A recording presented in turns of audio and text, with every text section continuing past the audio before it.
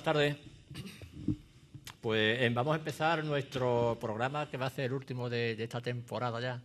Primavera, invierno, primavera, ¿no? Invierno, primavera, bueno, lo sabemos, estamos en primavera o estamos todo bien. Depende, invierno, porque ¿no? está el tiempo que se vuelve atrás. Y hoy vamos a hablar de política. Las últimas encuestas que han salido de la televisión, la verdad es que ha sido yo creo que es para echarse un poquillo a temblar. Los ciudadanos cada vez tienen más despego de la política, cada vez están más separados de la política, y donde antes era la solución, hoy es el problema. Y yo creo que la política, la crisis que estamos viviendo no pasa por otro sitio que no sea por la política. La política, tanto como los sindicatos, son lo único que nos puede sacar de esta situación en la que estamos viviendo. Decía el otro día el ministro de Exteriores en la televisión, yo creo que, no sé si fue en un alarde de sinceridad o en una equivocación, decía que es que la realidad es que no se sabe cómo salir de esta crisis. Yo creo que eso, viniendo de un gobierno, es muy difícil aceptarlo, ¿no? Pero el caso es que lo que se está viviendo, la desesperanza, la falta de ilusión, el paro y sobre todo la cantidad de problemas sociales que está habiendo, es para que intentemos por lo menos buscar una salida a todo esto. Y hoy vamos a hablar de este tema con un político con muchísima experiencia, pero joven. Experiencia no significa que sea mayor. Es una persona que, bueno, que yo lo considero un amigo mío, hace mucho tiempo que lo conozco, hemos hecho alguna aventura, le hicimos juntos. Y una persona que conoce la política, sobre todo de la provincia de Cádiz, de una forma bastante certera. Ha sido alcalde de una ciudad que él creó, digamos, porque era una pedanía, la hizo independiente, con lo cual es una oportunidad para hablar de él, sobre qué opina de esta reforma de la administración local. Ha sido presidente de la Diputación, referente del Partido Socialista de la provincia de Cádiz muchísimos años, y yo creo que todavía sigue siéndolo. Y me estoy refiriendo a Francisco Cabañas, ahora mismo a la actualidad diputado en el Congreso y está en la Comisión de Asuntos Exteriores. Pero con él vamos a hablar sobre todo de la provincia de Cádiz. Y con toda esta situación que está pasando de la política, esto es un poquito peligroso, ¿no? Porque estamos viendo en otras ciudades europeas que están saliendo partidos radicales, que están saliendo partidos que no creen en la política. Y es una situación, por lo menos, preocupante, que yo creo que, sobre todo, a los que están dirigiendo la situación política del país le tiene que preocupar aún más, ¿no? Bueno, buenas tardes. Yo lo tengo claro, ¿no? Toda situación de crisis económica, de crisis social, siempre se convierte, además de en una etapa de sufrimiento para la inmensa mayoría de los ciudadanos y ciudadanas, se convierte en el caldo de cultivo ideal para que prospere cualquier aventurero de la política, ¿no? La política es un arte noble, por mucho que hoy en día se tienda a desprestigiarla y además se haya dado motivos para el desprestigio por parte de la clase política. Pero partir de ahí, partir de algunos casos que pueden no suponer más allá del 1% de comportamientos innobles por parte de políticos, no puede llevarnos a pensar que toda la clase política es igual, como igual no es en cualquier otra profesión en la vida, ¿no? Porque haya un 1%, porque haya 50 que no hayan actuado conforme a lo que tiene que ser los principios éticos, los principios de honestidad y de honradez. Por lo tanto, yo no voy a renegar de la política, aunque este no sea buen momento para ser político. Yo, con mucha frecuencia, lo comentaba antes con vosotros, en mi trabajo en Madrid, pues tienes que tomar taxis, ¿no? Y con frecuencia te pregunta el taxista un poco, porque sabes que eres diputado, tal y que cual, mire usted, vamos a salir de esto, tal y que cual, cómo están las cosas. Y terminamos hablando un poco de eso, del político, más que de la política, del político, ¿no? Y desde luego yo se lo digo, no es un momento para ser feliz siendo político. Pero también digo otra cosa, es decir, el político tiene que existir en esta sociedad, el político tiene una misión en la sociedad y lo que hay que hacer es intentar que esa misión tenga beneficio, redunde en beneficio del ciudadano. Por lo tanto, yo no voy a renegar de la política porque haya algunos políticos que actúan con procedimientos que no son correctos, porque eso ocurre en cualquier actividad de la sociedad. ¿Usted cuánta gente hay que declara Hacienda que te digo, pues como empresario, ¿no? Y resulta que no está declarando lo que tiene que declarar, ¿no? Por eso todos los empresarios son unos infractores fiscales, ¿no? Y los empresarios tendrían que desaparecer. Pues no, mire usted, no. Y pues igual pasa con la política. No son buenos tiempos para la política, no son buenos tiempos para los políticos, pero yo estoy convencido de que el político es necesario en esta sociedad, porque tiene una tarea que cumplir y una misión en estos momentos, que en momentos de crisis es todavía más difícil. Por lo tanto, yo defiendo la política, voy a seguir defendiendo la política como un arte noble, como una misión a la que uno se puede dedicar con honestidad, con honradez y de la que puede sentirse satisfecho cuando consigue solucionar problemas a aquellos que te han elegido. Claro, Paco, pero si me permite un momentito, Juan, pero no es decepcionante, sobre todo para los ciudadanos, que con la situación que se está viviendo y que hoy haya una reunión del presidente del gobierno con los sindicatos, con los empresarios y salgan toda la televisión diciendo que la reunión, que sí, que se han reunido, pero que como diciendo no hay acuerdo de nada? ¿No esperan los ciudadanos otra cosa en el momento que se está viviendo? Pues probablemente ese es el déficit que tiene ahora mismo la política, ¿no? La falta de resultados, para entendernos de alguna manera. No es que no se trabaje, no es que no se hagan cosas, no es que no se intente, sino simplemente que hay falta de resultados. Esto, ustedes saben que a mí me encanta el fútbol, ¿no? Bueno, pues es como cuando un equipo intenta darlo todo en el campo, pero los resultados no salen, es decir, da en los palos, el árbitro te termina fastidiando el partido, en definitiva te estás esforzando, pero tienes una racha negra, ¿no? Yo creo que en la actividad política está ocurriendo lo mismo. Pero bueno, esto no quiere decir que no haya posibilidades. Yo creo, y la semana pasada en el Pleno del Congreso, en la comparecencia del presidente Rajoy, para explicar el segundo Plan Nacional de Reforma, hubo un ofrecimiento generalizado de la Cámara, de los grupos de oposición, para la búsqueda del acuerdo en aquellos temas que son fundamentales. Es verdad que la respuesta que nos encontramos todos los grupos no fue ni mínimamente la que podíamos esperar, porque lo que nos encontramos fue una petición de adhesión inquebrantable. Y en este país, afortunadamente, con el sistema democrático, las adhesiones inquebrantables pasaron ya, nunca mejor dicho, a la historia, ¿no? Entonces fue una oportunidad. Yo creo que si Rajoy el miércoles pasado le dice, señor Rubalcaba, le espero a usted el jueves, señor Lara, le espero a usted el viernes, señores del Partido Nacionalista Vasco, de Convergencia y Unión, de UPyD, les espero a usted los primeros días de la semana que viene.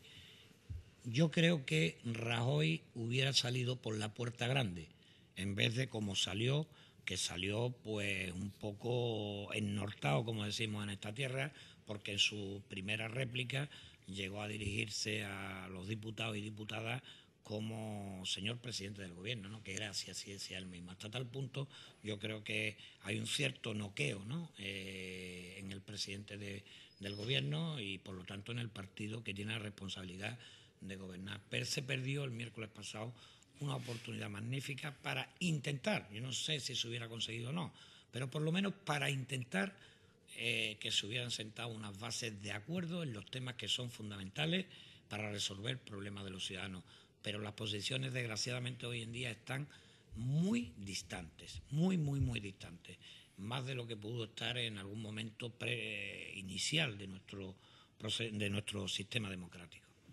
Yo estoy viendo últimamente que me salgo un poco del guión porque en función de lo que estaba diciendo, ¿no? Porque traía un guioncillo preparado, pero a la vista de lo que estás diciendo, pues yo estoy viendo últimamente un acercamiento de Rajoy tanto a los partidos, a la oposición en el caso del PSOE, como lo de hoy que se ha hablado hoy, se ha reunido con los sindicatos, porque el principal problema que tenemos ahora es el desempleo.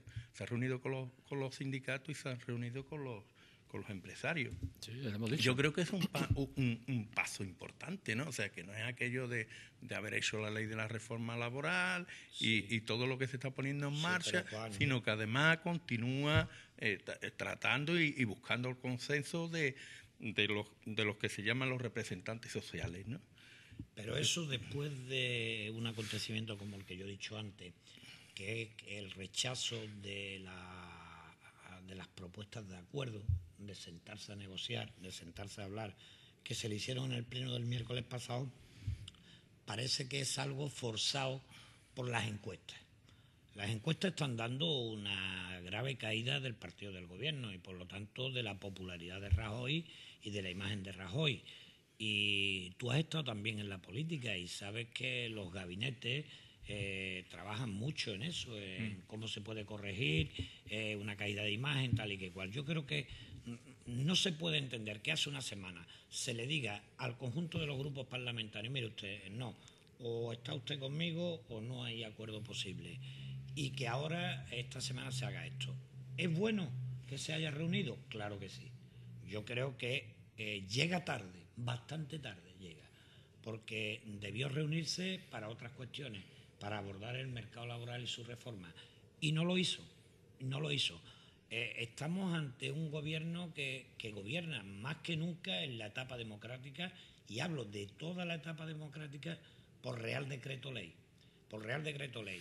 Es decir, los viernes Consejo de Ministros y 2 jueves más tarde debate del Real Decreto Ley. Pero es que además los grupos políticos pedimos que una vez aprobado el proyecto de Real Decreto Ley se tramite como proyecto de ley, que es lo lógico, que es lo que da la oportunidad de no se está haciendo. Y la respuesta permanente, yo diría que 98%. Juan, no tengo las estadísticas aquí a mano, pero estoy seguro que el 98% la votación es contra la tramitación como proyecto de ley.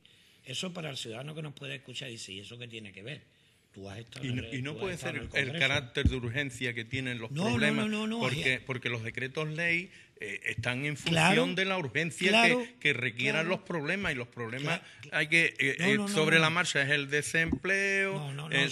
Son proyectos que están ya planteados desde hace mucho tiempo y se traen como Real Decreto Ley, y se niega la tramitación como proyecto de ley, que es negar la fase en la que los grupos políticos pueden hacer enmiendas a ese proyecto de ley.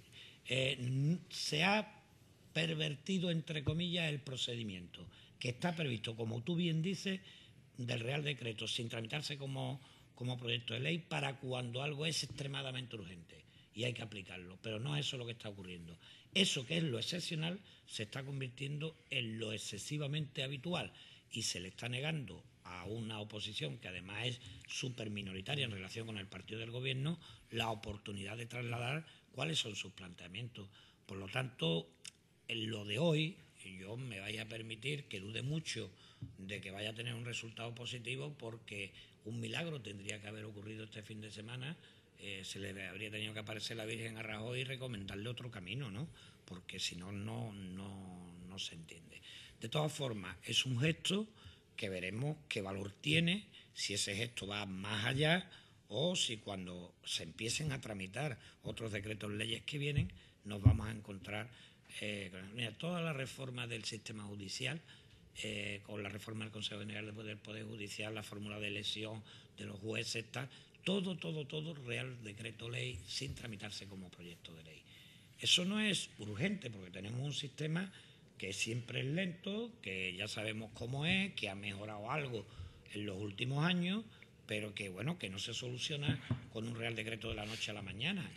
Por lo tanto, las urgencias son de otro tipo, son urgencias políticas del gobierno, que quiere implantar en un momento de crisis, aprovechar ese caldo de cultivo de la crisis, donde el ciudadano estaba quizás más pendiente de otras cuestiones, que son su propia supervivencia, de que le estén modificando determinadas leyes que el día de mañana van a tener su importancia. Bueno, yo pienso que lo que quiere llevar a efecto es su programa, pero vamos a cambiar Paco, lo de lo que hablaba, una preguntita que sale al hilo también de lo que él expuso, que lo comparto totalmente, el tema de los políticos, ¿no? Y de que en todos los colectivos se dan casos de corrupción y tal, y que no es solamente lo que pasa, que el político, como lo tenemos ahí de ejemplo, pues parece que es lo peor. Entonces, ¿no llega el momento ya de modificar la ley electoral, que podría cambiar todo esto que hay, esta marabunta que hay contra los políticos?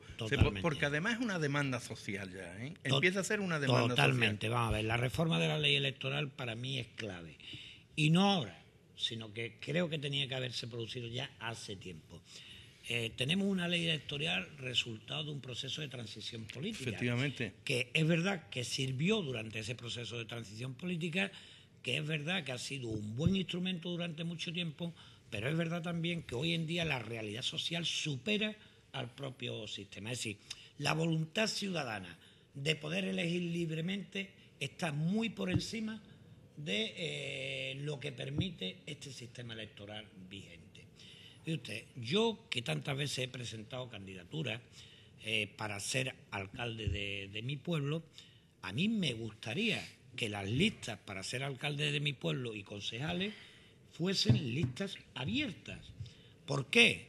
Porque ha habido gente de derecha que mucho tiempo me ha votado, pero me ha votado confiando en mí, pero a lo mejor no le gustaba quien iba conmigo en la lista en el puesto 3 o en el puesto 4, o alguien que prefería el del puesto 5 antes que a mí. ¿Me explico? Entonces, yo creo que eso tiene que ser abierto, porque entonces eso obliga al político a dedicarse más digamos, a lo que es su electorado, a lo que es su cuerpo electoral. A dar cuenta. El cuerpo electoral se personaliza mucho, entonces, en su representante, y surge una mayor identificación entre el ciudadano votante y el político que resulta elegido. El político se ve más refrendado, y no es que se vea más refrendado para no hacer o no cumplir el programa de su partido, porque eso sería un error. Tú te presentas a las elecciones con tu cara por un lado, pero con un programa político por el otro. Pero sí habría una mayor cercanía del político con el ciudadano y un mayor nivel de exigencia directa del ciudadano hacia el político. Por lo tanto, yo creo que la reforma del sistema electoral en cuanto a listas abiertas es algo que no admite más demora. Pero voy a decir más. Reformar el sistema también, por ejemplo, para la elección de alcalde. Es decir, no pueden darse las perversiones de la política que se dan muchas veces con las situaciones de una falta de mayoría absoluta. Es decir, hay una falta de mayoría absoluta y la persona que la mayoría de la gente, aunque no sea por mayoría absoluta, ha considerado que es la persona idónea para gobernar su ciudad por un pacto contra natura. Mira, yo estoy ahora mismo pensando en uno muy cercano a mi municipio. Y no es porque sea el Partido Popular e Izquierda Unida, que son mis rivales políticos, sino porque, resulta paradójico. En Alcalá de los Gazules, la lista más votada, hasta el punto de faltarle, creo que fueron, no sé si 20 o 30 votos para la mayoría absoluta, fue la socialista, la del anterior alcalde. ¿Qué se produjo? Un pacto entre dos partidos que eran minoritarios, Izquierda Unida y el PP, pero que entre los dos sumaban para elegir alcalde. Yo creo que eso va contra natura, que eso desvirtualiza la bondad del sistema político y que, por lo tanto, situaciones como esas se pueden solucionar si somos capaces de afrontar con valentía, pero ya, una reforma del sistema electoral. Pero ya. Todo lo fiamos a algo que es importante también, que son las primarias, ¿vale? Fiamos cosas a las primarias. Las primarias son importantes también para refrescar la política. La política necesita, como cualquier cosa, refrescarse en vez de, cuando es como el motor de un coche, si tú no lo refrigeras, no te falla, ¿no? Se gripa. Bueno, pues la política es igual, necesita refrescarse y necesita de incorporar esos elementos nuevos, porque las ideas también cambian, se renuevan, se adaptan a las circunstancias, pero tienen unas esencias permanentes. Las de izquierda, las de derecha, las de centro, tienen una esencia permanente que puede adaptarse a la realidad que en cada momento se está viviendo. Pero el sistema, el procedimiento, las normas, eso admite mucho más cambios y esos cambios tienen que producirse y tienen que empezar a producirse ya. Claro. Y bueno, vamos a hablar de los problemas de la provincia. El problema del paro es el problema ahora más angustioso que tiene la sociedad, ¿no? Y para hablar de Cádiz, que es la provincia con mayor cifras de paro que tiene, pero para empezar a hablar de cosas puntuales de la provincia, Paco, a mí me gustaría, tú que eres un gran conocedor de la provincia de Cádiz, con la cantidad de dinero que se ha invertido en la bahía, con empresas, con zonas de protección urgente, todo esto, ¿qué es lo que tiene la bahía que no se consigue quitar el paro que hay? Tú perteneces al mundo de la medicina y a mí me gusta, igual que antes puse el ejemplo del fútbol para explicar una cosa, voy a explicar el de la medicina. Sí, el paro en la provincia de Cádiz, aunque pudiera parecer una enfermedad incurable, no es una enfermedad incurable. Probablemente es una enfermedad difícil de combatir, profundizar en nuestro organismo social, laboral, pero bueno, quizás los tratamientos que se han dado hasta ahora no eran los tratamientos acertados. En algunas cosas sí, vamos a ver. Durante muchos años, estos años atrás en los que la crisis empezó a notarse, en la provincia de Cádiz se perdieron prácticamente de la noche a la mañana, y con esto quiero hablar de 2 años y medio, se perdieron más de 60.000 empleos. Si hubo más de 60.000 personas que fueron arrojadas por el sistema laboral, fueron arrojadas al desempleo. Es verdad que un componente gordo, 2/3 prácticamente, de esa cantidad procedía del sector que más paro ha producido, que ha sido el sector de la construcción, con el pinchazo de la burbuja inmobiliaria. Pero era curioso que en esos años en los que yo tenía responsabilidad de presidente de la Diputación y secretario general del partido, cuando analizaba las estadísticas mensuales de desempleo, el sector industrial, que digamos es el sector básico de Bahía de Cádiz, el sector industrial era un sector que no había caído, era un sector que se mantenía a flote y que estaba manteniendo niveles de empleo que no se resentían con la crisis. Eso fue durante un tiempo. Y un poco yo decía, ¿qué es lo que está ocurriendo? Lo que estaba ocurriendo es que, se quiera o no se quiera, había un motor de desarrollo industrial que era la construcción naval. Y derivado de la construcción naval, digamos, de las plantillas de Navantia, estaba la empresa auxiliar. Luego, un sector como el de la construcción naval estaba produciendo en aquellos momentos en torno a 7.000 empleos o 7.000 y pico entre los directos y los indirectos. ¿Cuándo empieza el sector industrial Bahía de Cádiz a notar y a ponerse en situación como podía haber sido el sector de la construcción prácticamente en cuanto a caída del empleo? Cuando se acaban los contratos de Navantia con Venezuela. A partir de ahí se va notando progresivamente cómo la empresa auxiliar empieza a dejar de tener trabajo y cómo después ya las propias plantillas de astilleros propias empiezan a tener desocupación temporal. Por lo tanto, el tratamiento de la enfermedad no puede ser un tratamiento único. Y todos los esfuerzos que se han hecho por reforzar, valga la redundancia, el tejido industrial de la Bahía de Cádiz, en muchas ocasiones han sido tratamientos costosos e ineficaces para la solución. Mire, si ya sabemos que la construcción naval es capaz de llegar a ocupar más de 7.000 personas en la provincia, dediquemos el recurso que tenemos, en parte o en gran parte, dediquémoslo a la mejora y a la dotación de carga de trabajo para el sector naval. Por ejemplo, los planes Reindu, Bahía de Cádiz, Campo de Gibraltar. Nos quedamos en la Bahía de Cádiz, que es del ámbito del que estamos hablando ahora mismo. Un plan Reindu con una dotación de 87 millones, creo que es de memoria, el año pasado, el año 2012, para la Bahía de Cádiz, podía perfectamente haber dotado con un, digamos, 25%, haber dotado al resto de la actividad industrial que pueda acogerse a ese plan Reindu, pero podía haberse dedicado a carga de trabajo para los astilleros de Navantia en la Bahía de Cádiz. Y eso hubiera tenido un efecto inmediato sobre la recuperación. Mire, muchas veces no hay que inventar nada nuevo, sino darle sangre, aportarle sangre, hacerle una transfusión a un sector que se puede debilitar, pero que sabemos que cuando está fuerte genera empleo. Entonces hemos querido ir buscando alternativas industriales en la Bahía de Cádiz a la industria naval. La única potente con capacidad de futuro es la aeronáutica.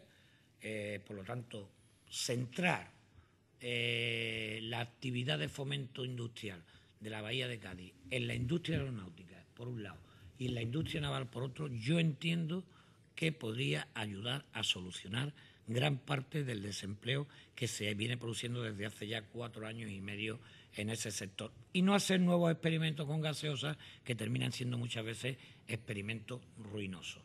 No quiere decir que no tenga que ayudarse a otras iniciativas industriales. No quiero decir eso, sino que cuando la iniciativa industrial esté contrastada en el mercado de trabajo como generador de empleo, se le dediquen recursos. Y eso es lo que hay que hacer con la aeronáutica y eso es lo que hay que hacer con la construcción naval. No puede dejar de pronto, de la noche a la mañana, de no haber carga de trabajo para Navantia, que eso es fundamental. Por lo tanto, yo creo que el tratamiento no ha sido quizás el adecuado. La responsabilidad está en todos los que hemos gobernado, llámese gobierno de Zapatero, gobierno de Rajoy, antes de Aznar, gobierno de la Junta de Andalucía. La responsabilidad es compartida. Esto no es una búsqueda de responsabilidades políticas, es la búsqueda o lo que yo saco como conclusión después de haber estado mucho tiempo dentro de la burbuja, salirme hacia afuera de la burbuja y ver qué había dentro, ¿no?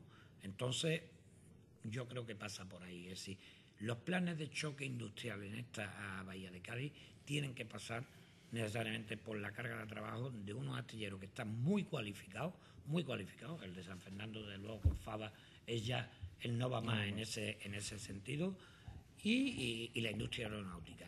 Y en base a eso, utilizar instrumentos de beneficio también para sectores industriales más emergentes, pero no fiarlo todo a los sectores industriales emergentes que no se han contrastado en el mercado de trabajo, ¿no? De todas maneras, yo pienso que el tema de la gestión comercial de la empresa, concretamente la de construcción naval, en estos últimos 4 años ha sido nula, porque si se sabe que tiene una carga de trabajo hasta un momento determinado, que tiene el pedido de Venezuela más el pedido de la Armada que tenía y que tiene un tiempo de terminación, hay un proceso de 3, 4, 5 años hasta que se terminan esos buques en donde la gestión comercial de Navantia ha brillado por su ausencia, porque realmente no se ha buscado carga de trabajo.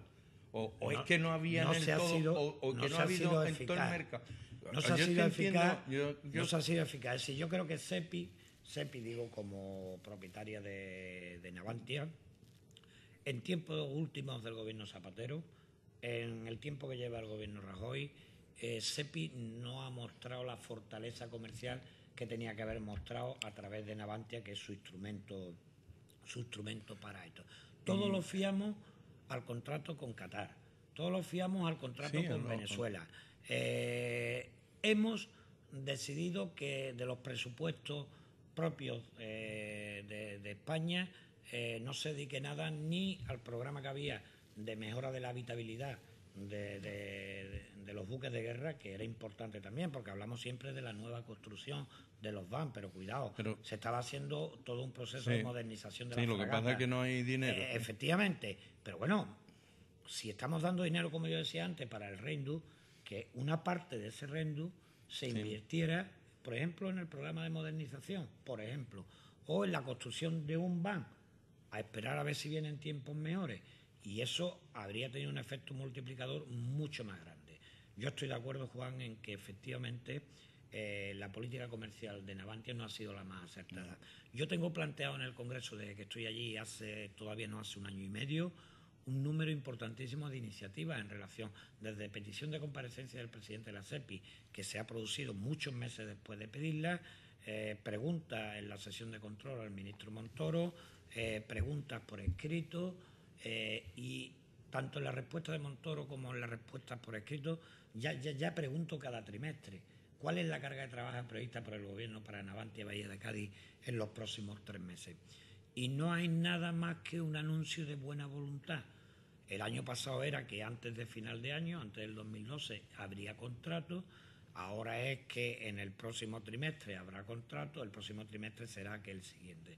Un fracaso de la política comercial, estoy de acuerdo. Un fracaso total de la política comercial, pero eso está teniendo su repercusión sobre el empleo en esta provincia. Y esta provincia no puede fiarlo todo, continuando un poco con lo que tú planteabas, Tito, no puede fiarlo todo al desarrollo turístico.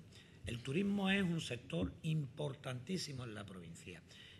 Tenemos una de las plantas hoteleras más renovadas, más nuevas del conjunto del Estado español. Es una zona turística que se ha promocionado y se ha potenciado como destino de una manera increíble a lo largo de estos últimos años. Tenemos un recurso natural que es nuestra provincia en todos sus aspectos, de turismo de invierno. Hay 5 parques naturales en la provincia, ¿no? Hay un litoral inmejorable, es decir, no solo para el turismo de sol y de playa, hay un turismo deportivo que ha construido instalaciones magníficas, capaces de competir con la Costa del Sol, por ejemplo. Bueno, pues no podemos fiarlo todo al turismo, que es un sector que requeriría también de apoyos que en otros momentos y en estos momentos no se están dando, ¿no? Hay que ver, esta semana que viene, en la comparecencia de la Secretaria de Estado para el Turismo, en la comisión de la que yo formo parte también, la Industria, Turismo y Comercio, vamos a ver cuáles son sus planteamientos, pero hay cosas tan sencillas que no cuestan dinero, entre comillas, de subvenciones, y es que el turismo necesita un sistema de transporte ágil, rápido, para atraer al turista, que es el cliente y que en definitiva es del que el sector vive. Y nos hemos encontrado que hemos hecho grandes esfuerzos en modernizar el aeropuerto de Jerez. Hoy en día el aeropuerto de Jerez es una perita en dulce al que le faltan ya muy pocos detalles. Se hizo un esfuerzo muy grande en los últimos 4 años con la ampliación de la pista de rodadura, el sistema de aterrizaje con poca visibilidad, todo magnífico. Pero ahora resulta que la propia compañía, digamos, de bandera española, Iberia, y también algo hemos comentado antes, no tiene una carta fija de vuelos, que está operando en parte. El otro día, el Gran Premio de Jerez, del Campeonato del Mundo de Motociclismo, terminó el domingo. El avión lo tomaba yo el martes, y lo tomaba el martes a las 9:15 de la mañana. Era un avión de los grandes, digo, de los de Iberia, pero no de los del Nostrum, que está volando también aquí. Bueno, la clase primera parecía que era el boss del circuito, era el equipo de Honda Repsol al completo, ¿no? Pero es que el avión iba, como decimos aquí, para entendernos, empetado. ¿Cómo es que el martes todavía había gente aquí que no había podido marcharse? Y no era porque se hubieran quedado para la feria de Jerez, era porque la capacidad de vuelo que está operativa en Jerez no era capaz de evacuar a tanta gente del Campeonato del Mundo. Por lo tanto, hay que tener la visión de si hay una coyuntura favorable, como es el Campeonato del Mundo de Motociclismo y la Feria de Jerez, cubrir esos picos, claro. Efectivamente, Juan, tener la agilidad, y no se está simplemente en una política de reducción de costes. Entonces, si tú el avión, que es el instrumento más potente, pues no lo potencias desde lo que son tus competencias, de nada vale que tengas un magnífico aeropuerto. Vale para que las compañías de los turoperadores alemanes, que vienen fundamentalmente al Novo Santipetri, traigan sus propios aviones, ¿no? Pero el tren, pues con el tren se ha hecho un esfuerzo también notable, importante, pero casualmente el otro día yo venía de Sevilla, llegué hasta Sevilla en AVE, tenía mi coche en el aeropuerto de Jerez, tuve que coger un tren en Sevilla de media distancia para llegar a Jerez y no paraba en el aeropuerto, con lo cual tuve que ir hasta Jerez estación y coger un taxi hasta el aeropuerto, que incrementó en 20 euros el coste del viaje. Esas cosas, yo ya hice una petición, una proposición no de ley, para que se incrementaran los horarios de los trenes que paran en el aeropuerto de Jerez. El otro día el presidente provincial del Partido Popular, un año más tarde, yo no es que sea un visionario, es que suelo escuchar a la gente, era un problema que habían trasladado muchos ciudadanos. Un año más tarde anuncia que se va a incrementar la frecuencia. Desde luego, el día que yo tuve que hacer uso de eso, la frecuencia no existía. Esas cosas hay que tenerlas en cuenta. Eso no vale dinero, eso no es una gran inversión. Eso es cuidar un recurso que ya tenemos y hacerlo coincidir con los intereses económicos de un sector como es el sector turístico, ¿no? Porque el gran déficit que teníamos, que era la comunicación por carretera, ha sido espectacular. Entre la que va hasta Vejer, aunque esté incompleta hasta el campo de Gibraltar, la de los barrios, la costa noroeste con el sistema de autovías. Sí, lo que yo recuerdo cuando Miguel González era todavía presidente de la Confederación de Empresarios de Cádiz, que decía que un turista alemán tardaba tanto en llegar desde Jerez al Santipetri como desde Alemania hasta Jerez. Afortunadamente nos felicitamos poco tiempo después de que eso ya no era así.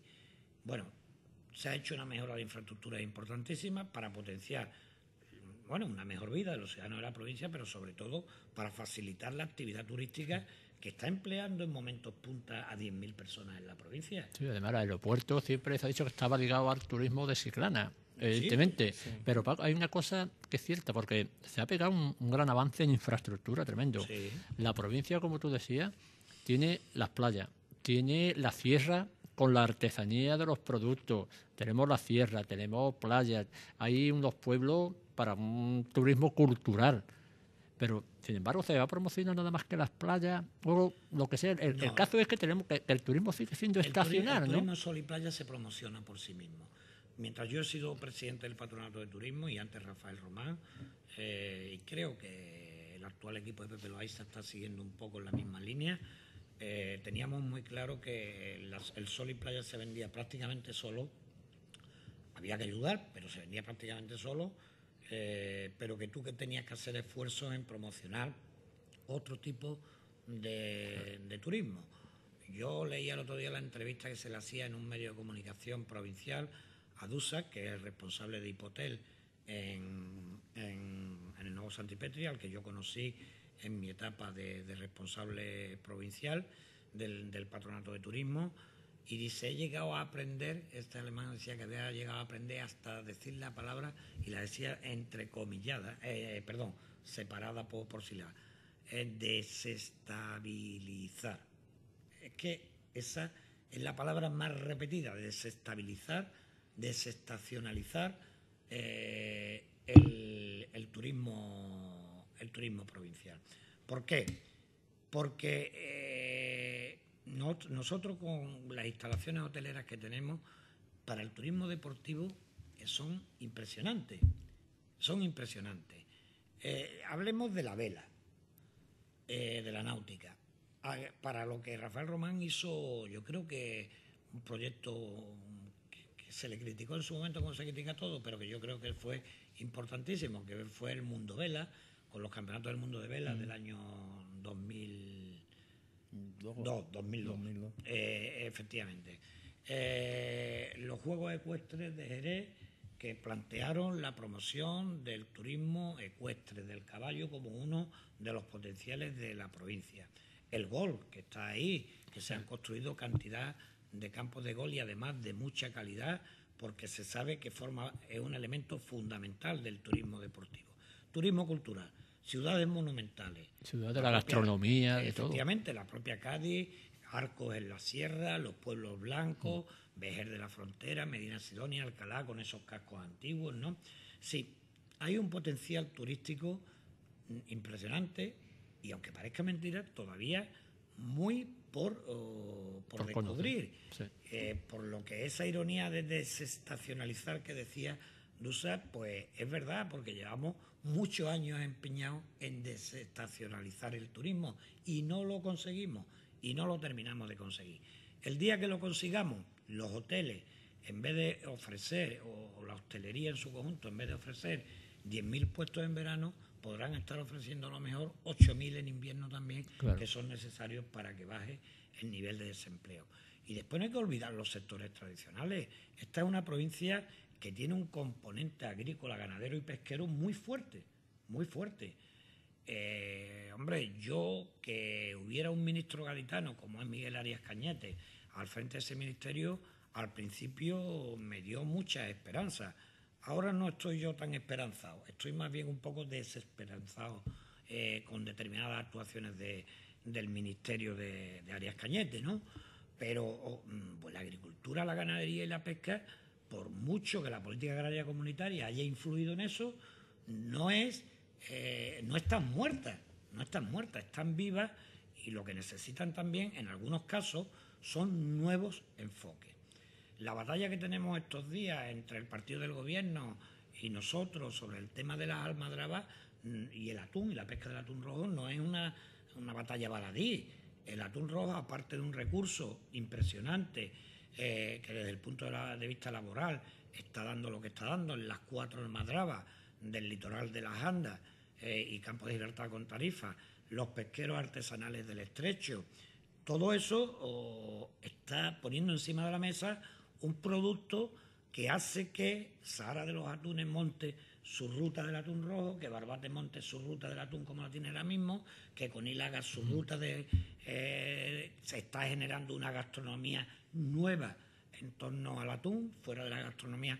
Bueno, pues algo tan sencillo como eso, y es un recurso pesquero con miles de años ahí, ¿no? Pero que contribuye en estos días, en los que estamos haciendo este programa, está contribuyendo a la generación de una marca, que es la marca turística de las Andas, en base a un producto que no son sus playas exclusivamente, sino que es el atún rojo, ¿no? Esas cosas hay que cuidarlas, y ahora nos hemos llevado un pequeño palo en ese sentido, por eso lo decía, ¿no? Porque de la cuota adicional de 93 toneladas, 40 se van a ir a barcos que en el Mediterráneo no pescaban antes atún. Por eso digo que me defrauda un poco la política del ministro, del secretario de Estado, el secretario general de Recursos Pesqueros en relación con este tema. Es decir, tenemos muchas cosas que pueden pasar desapercibidas o que en el pasado pasaron desapercibidas, pero que hoy, puestas en valor, son importantísimas en la generación de empleo. Y yo creo que eso forma parte también de la economía provincial. La economía provincial no puede funcionar por compartimentos estancos. El mercado de trabajo no puede decir o achacarlo todo a la caída de la construcción, a la estacionalidad del turismo. No, yo creo que tenemos que hacer un paquete global de trabajo por el empleo. Y ese paquete global necesita de un gran acuerdo.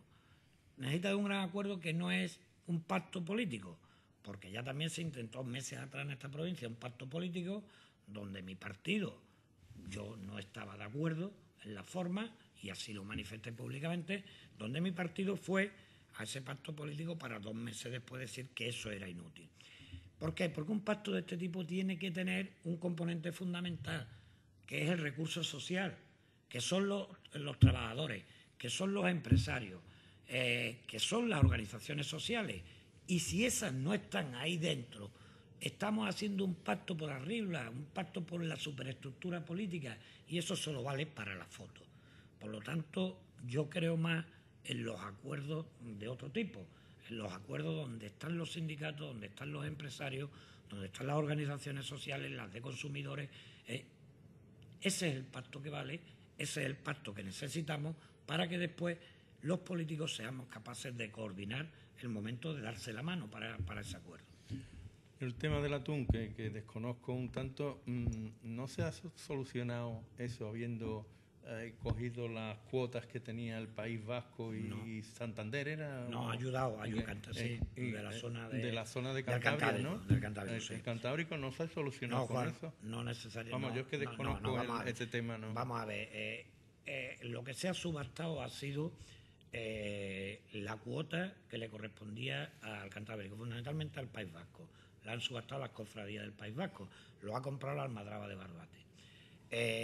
La Almadraba de Tarifa, que explota también Conil y Sahara, ha comprado gran parte de la cuota de los pesqueros artesanales del estrecho, una parte importante, y de una zona del Mediterráneo, incluido Levante.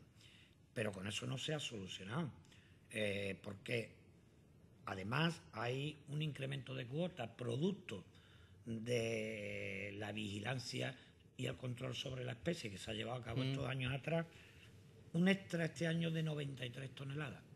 Y esas 93 toneladas se le han dado 29 a los cañeros de Canarias y 40 a barcos que en el Mediterráneo, que se llaman barcos artesanales, pero que no se dedicaban a la pesca del atún, que tenían otras pesquerías. ¿Qué ha venido de esas 93 toneladas, que es las que nosotros reclamábamos para la provincia, en su totalidad o en su mayor parte? Porque 93 toneladas te pueden permitir alargar un mes el trabajo de las almadrabas. Lo que ha venido han sido 6,75 toneladas para los pesqueros, ni el 7% para los pesqueros artesanales del estrecho. Por lo tanto, ha venido migaja de la cuota extraordinaria, que es la que nos podía haber ayudado. Pero es que además teníamos, aparte de ser un elemento de fomento del turismo a través de la gastronomía, como he dicho antes, es también, tiene un fuerte componente laboral durante casi 4 meses al año o más, entre que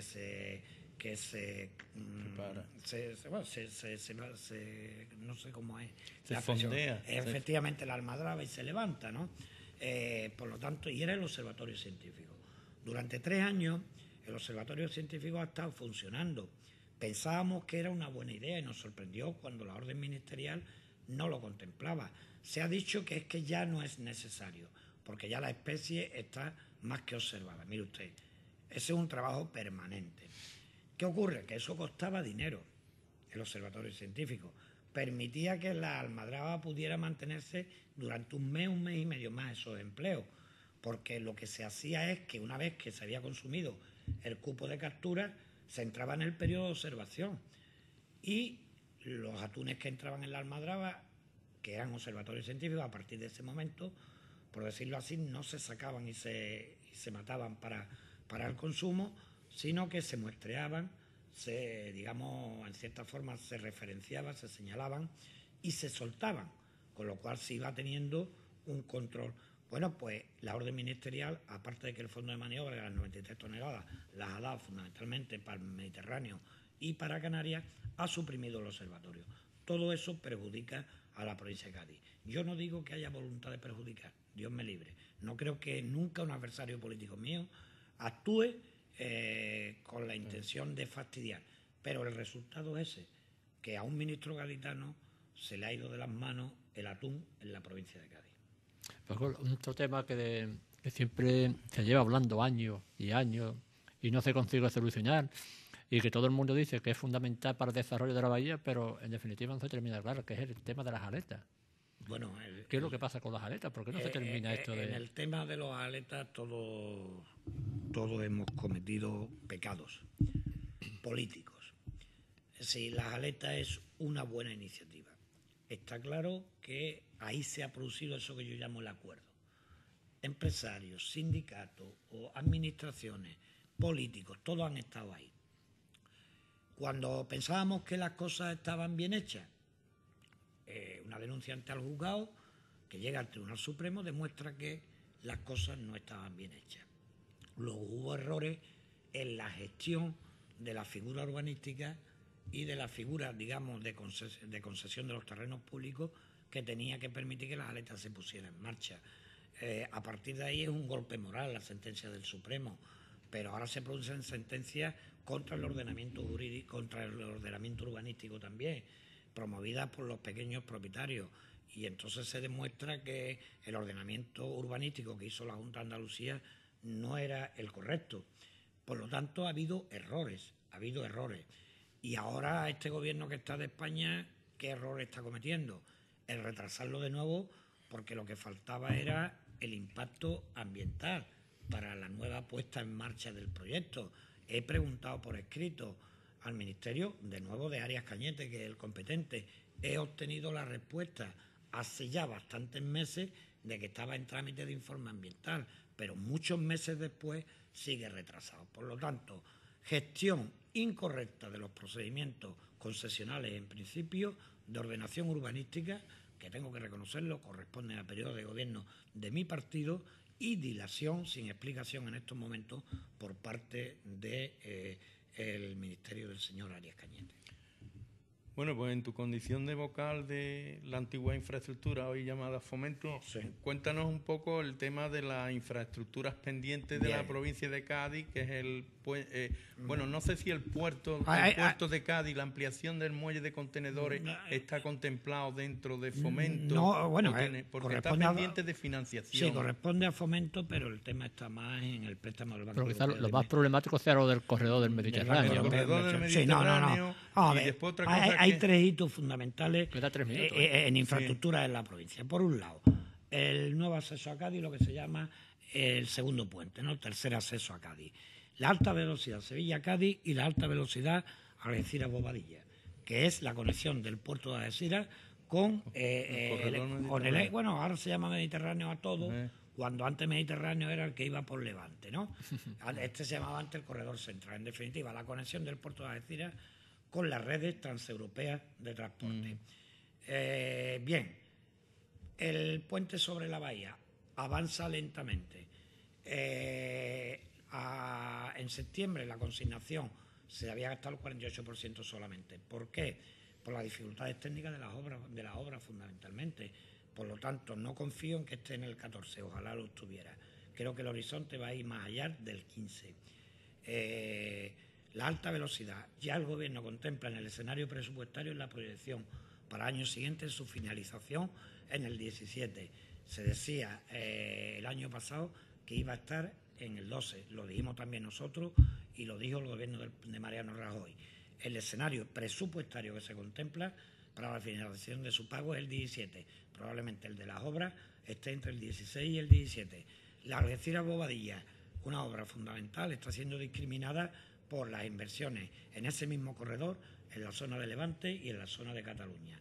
Aquí vienen 10 millones de euros, mientras la zona de Levante están por encima de los 500 y en Cataluña igual. Ese es el grave problema que tiene ahora mismo la salida por ferrocarril desde el puerto de Algeciras. Estamos batallando para que la Algeciras-Bobadilla tenga un nivel de inversión similar al del Levante español o al de Cataluña. Esto no es enfrentamiento territorial, no va por ahí lo nuestro, va simplemente en que el puerto de Algeciras no puede perder potencial, que ya lo pierde por la competencia del nuevo puerto de Tánger Med en Marruecos, además no puede perder potencial porque compita el puerto de Barcelona o compita el puerto de Valencia. Por lo tanto, en esto como en todo cabe una cosa, defendamos lo nuestro, porque si no lo podemos pasar peor. Muy bien, pues yo creo que... Luego sería el momento ya de determinar también, si se hace la ampliación del muelle de contenedores, de unir las dos bahías, sería ya el momento de terminar con la autovía de Cádiz-Algeciras, que es otro tema. La autovía Cádiz-Algeciras es fundamental. Está ahí parada desde hace años. Es fundamental. Sí, es otro de mis campos de batalla. Yo no paro de preguntar desde el nudo de Tres Caminos, que tan cercano lo tenéis, no paro de preguntar hasta de Vejer para allá, ¿no? La variante del Campo de Libertad. Hoy en día la autovía que cruza el Campo de Libertad entre Algeciras y San Roque, que tiene pues su continuidad hacia la línea y hacia Málaga, se ha convertido en ese tramo. Algeciras-San Roque se ha convertido como la avenida Carranza de Cádiz, ¿no? Sí. En una vía urbana. Por lo tanto, el trazado alternativo de la variante del Campo de Libertad es urgentísimo también para el puerto. Pero es que ni el acceso sur ni el acceso norte del puerto de Algeciras están terminados. Entonces, el puerto de Algeciras que es la joya de la corona de esta provincia en materia de Producto Interior Bruto, y ahí están los datos de lo que suponen en el porcentaje regional y nacional, está estrangulado por sus comunicaciones terrestres, tanto las de ferrocarril como las de carretera. Y entonces toca quitarle las manos del cuello y dejar que ese puerto tenga toda... Francisco González Cabañas, muchísimas gracias por tu presencia en nuestro programa. Las dos orillas, cada uno tiramos desde un lado. Pero siempre coincide al final. Y nada, pues... Yo tengo que agradecer además el tono amable de la entrevista, ¿no? Yo creo que... Bueno, es nuestra filosofía. Hemos procurado hablar de la provincia, en este caso desde la visión de quien está aquí, que no deja de ser un socialista y por lo tanto supuesto. Una Así visión, lo hemos entendido. Una visión muchas veces muy particular de un socialista o de un socialista muy particular, pero socialista al fin y al cabo. Yo creo que así lo hemos entendido y que nuestros telespectadores también lo habrán entendido. Agradecido enormemente de vuestra invitación. Y esperamos tenerte pronto. Ha sido un placer hablar contigo de política. Y hoy terminamos con este programa el curso de invierno-primavera y ya volvemos nuevamente en septiembre para la terminación del verano. Volveremos de nuevo a estar con ustedes. Muchas gracias y buenas noches.